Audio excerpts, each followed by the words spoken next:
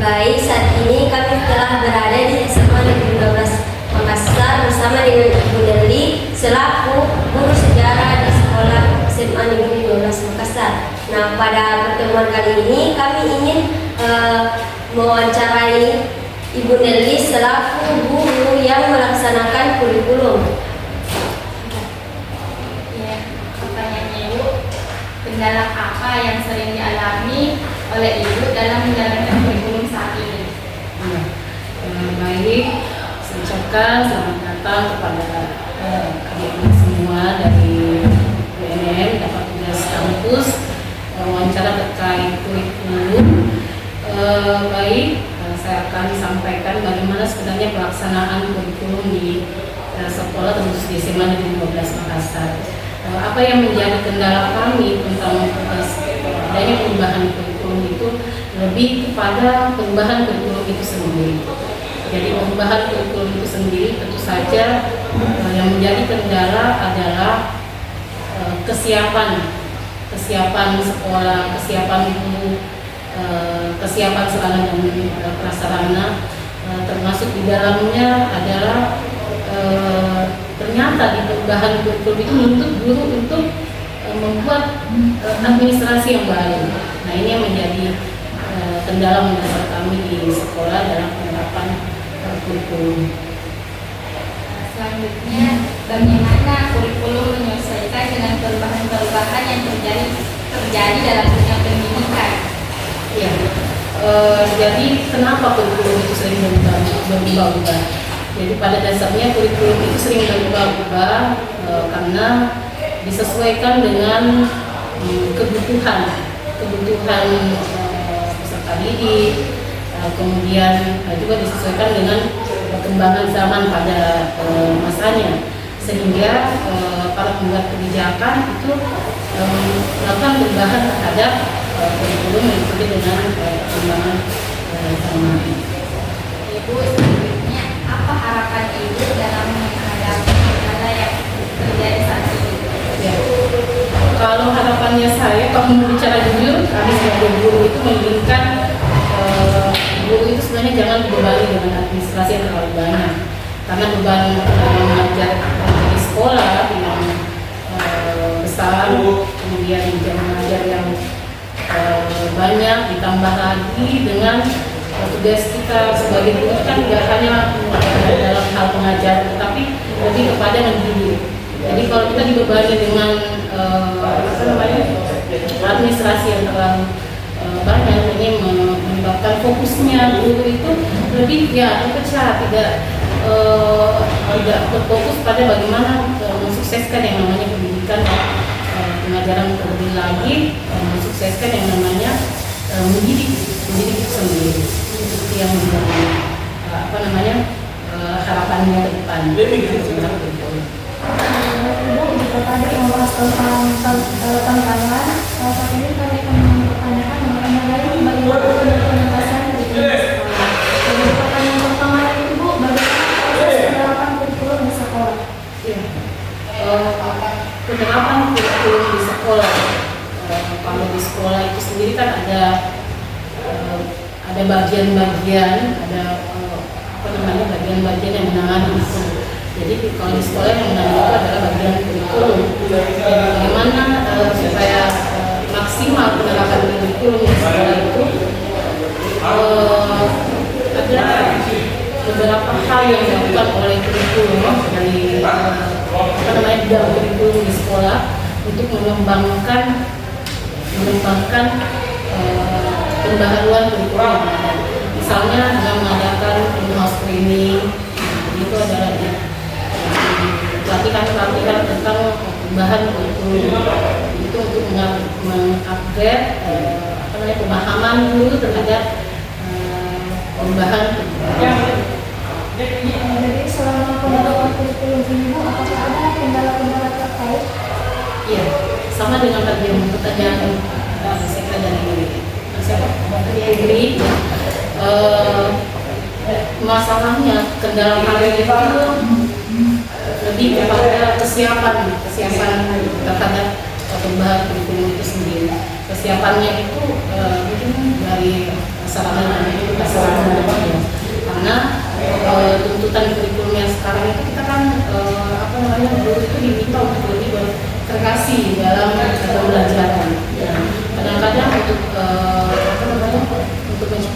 pelajaran yang berbasis teknologi atau multipek misalnya, itu kita harus didukung oleh seragam dan kesadaran pendukung. Nah, ini yang menjadi kendala harusnya. Misalnya kalau di sekolah ini Kota Makassar ya, meskipun kita di Kota Makassar tetap kita masih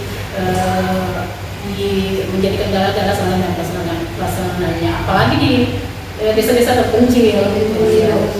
Kemudian berikutnya yang menjadi kendala itu mungkin adalah sumber daya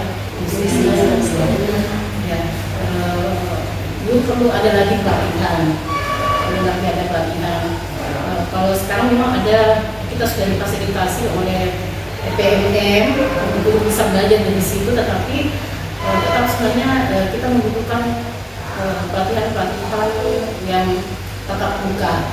Jadi ataukah yang langsung ya ada interaksi ya, mengenal kurikulum itu lebih jauh. Kemudian yang dibutuhkan juga yang menjadi kendala dalam pelaksanaan kurikulum itu adalah dukungan dari semua pihak, stakeholder, ya. Dukungan orang tua, ya kan? Karena anak-anak diminta untuk drama itu kan membutuhkan waktu yang panjang, mungkin waktu di luar di luar jam belajar. Itu berarti ada dukungan dari semua pihak, itu yang dibutuhkan. Untuk pertanyaan selanjutnya, mungkin terkait dengan pertanyaan sebelumnya itu bagaimana kesiapan sekolah dalam menghadapi perubahan kurikulum yang terjadi baik dari segi fasilitas ataupun sumber daya. Nah, itu tadi ini sudah masuk di bahasa yang tadi bahwa sekolah memang masih butuh pembenahan. Kita masih butuh difasilitasi dengan fasilitas pendukung, termasuk sumber daya manusia. Anak itu tidak sudah bilang bahwa sekolah itu pembenahan. Jadi bagaimana sekolah menghadapi itu atau melakukan evaluasi pencapaian terhadap kurikulum itu sendiri. Evaluasi terhadap pencapaian kurikulum. Jadi evaluasi terhadap pencapaian kurikulum sebenarnya itu lebih ke bagaimana kita melihat sasaran atau tujuan pembelajaran itu tercapai. Ketika tujuan pembelajaran, kalau kita di sekolah itu, ketika tujuan pembelajaran sudah tercapai, apa yang kita harapkan dari pembelajaran yang tercapai, berarti kita menganggap bahwa kurikulum itu telah berhasil diterapkan. Anak-anak menyukai pembelajaran itu tanpa merasa menyukai pembelajaran itu, mengambil semua ilmu yang menyerap semua ilmu yang diberikan oleh gurunya. Itu mungkin yang menjadi tolak ukur keberhasilannya. Jadi itu bagaimana itu sekolah menghadapi siswa yang belum bisa mencapai itu peran kurikulum itu. Siswa yang belum karena kan tidak semua siswa bisa mengikuti itu. Jadi kita mungkin mengadakan pemetaan. Kita mengklasifikasi yang mana yang sudah tercapai tujuan pembelajaran, siswa yang tercapai, yang mana yang belum, mungkin yang belum tercapai kita mengambil menerapkan metode yang lain, misalnya dengan sistem tutor sebaya. Jadi memberikan kesempatan kepada mereka yang sudah memahami tentang pembelajaran itu untuk membantu teman-temannya yang belum paham. Jadi kemudian yang sudah memahami itu kita adakan pengayahan lagi, kan? Jadi banyak sih sebenarnya cara, cuma memang guru memang dituntut untuk mengimprovisasi, untuk mengupgrade lagi pengetahuannya, bagaimana menjadikan tujuan pembelajaran itu bisa dicapai oleh seluruh peserta didik dalam satu kelas misalnya. Baik, sebelumnya Ibu telah ditanyakan terkait tantangan, implementasi dan pencapaian. Pada kesempatan kali ini saya akan bertanya mengenai metode pembelajaran. Yang pertama itu metode pembelajaran apa yang paling sering digunakan dalam kurikulum dan bagaimana Ibu memastikan bahwa metode yang Ibu pilih ini sesuai dengan karakteristik dan kebutuhan siswa tersebut? Ya. Kalau penerapan metode pembelajaran, tentu saja guru itu menerapkan metode pembelajaran yang bervariasi, menyesuaikan dengan tujuan yang ingin dicapai, kemudian bagaimana kebutuhan peserta didik, bagaimana minat dan keinginan apa yang menjadi keinginan mereka. Kalau sejauh ini yang paling mereka minati, kalau saya kebetulan menempuh mata pelajaran sejarah di kelas 12.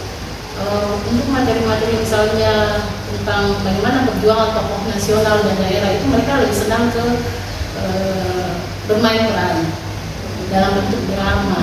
Ya. Terus mereka kecenderungannya kadang-kadang siswa yang memang perhatiannya kurang itu kalau diminta untuk drama keluar semua ide-idenya, keluar semua bakat-bakat terpendamnya. Ya. Saya kadang-kadang dalam kelas itu dalam satu hari pembelajaran kadang ada yang tidak hadir, satu orang yang merasa sakit atau 2 orang.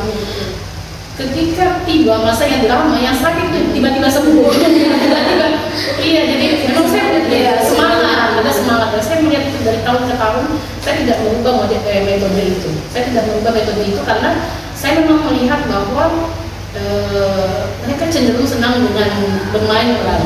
Ya, itu salah satu saja dari sekian banyak metode yang kami coba terapkan. Tapi ya dari tahun ke tahun Ibu tidak ganti, dan ini memang sesuai juga dengan keinginan dari kurikulum sekarang, bagaimana siswa itu lebih aktif dalam pembelajarannya, sehingga ini metode saya pakai setiap tahun di beberapa tahun terakhir ini.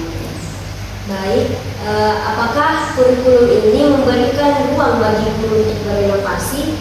Jika iya, bagaimana implementasinya, dan apakah Ibu mengalami kesulitan dalam menyesuaikan metode pelajaran dengan materi yang diterapkan oleh Ibu?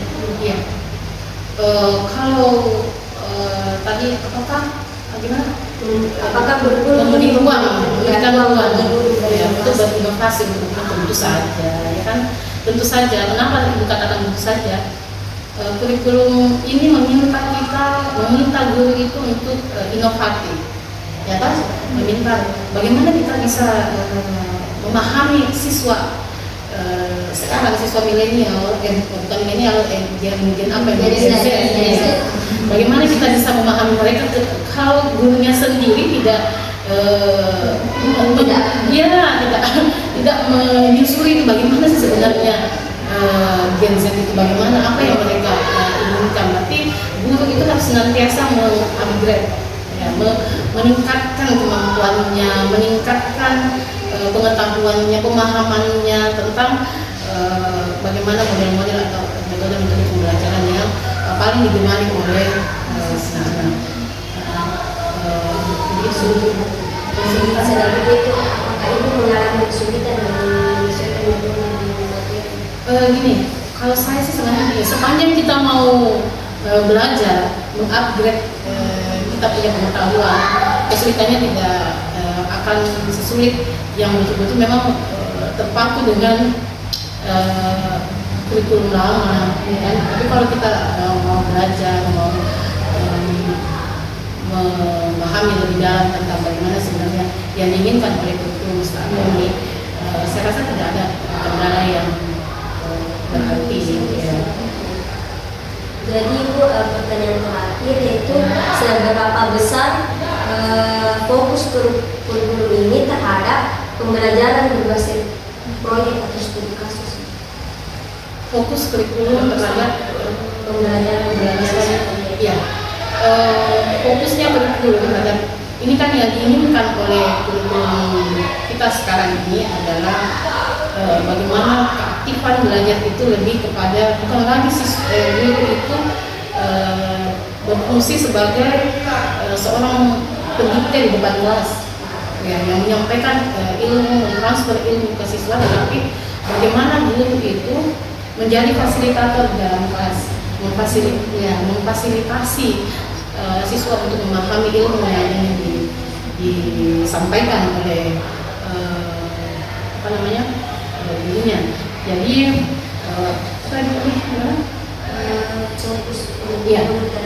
jadi kalau pembelajaran berbasis proyek berarti sangat sesuai fokus kurikulum sekarang.